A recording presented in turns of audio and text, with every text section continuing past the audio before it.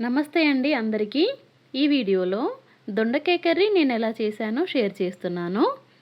దీనికోసం అయితే స్టవ్ పైన గిన్నె పెట్టి ఒక 4 టేబుల్ స్పూన్ల నూనె వేడి చేయాలి. ఇక్కడ నేను కేజీ దొండకాయలు తీసుకున్నాను, అందుకే కొంచెం నూనె ఎక్కువ వేశాను.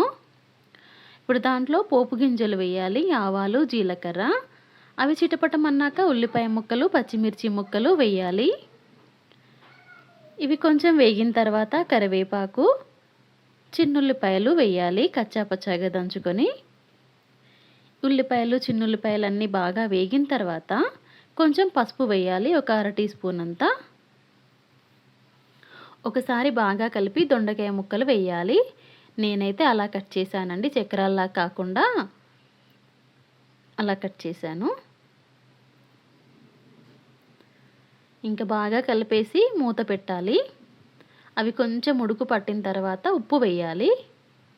1 టేబుల్ స్పూన్ అంతా ఉప్పు అయితే వేశాను. ఉప్పు వేసిన తర్వాత బాగా కలిపేసి మూత పెట్టి ఉడికించాలి.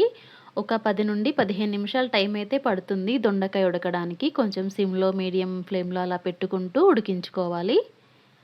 మధ్య మధ్యలో కలుపుకుంటూ ఉండాలి అడుగంటకుండా.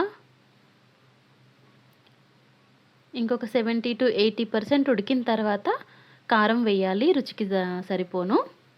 నేనైతే 1.5 స్పూన్ వేశాను. అలాగే 1 స్పూన్ ధనియాల పొడి, కొంచెం జీలకర్ర పొడి వేసి బాగా కలిపేసి ఇంకో 4-5 నిమిషాలు ఉడికిస్తే కంప్లీట్గా ఉడికిపోతుంది.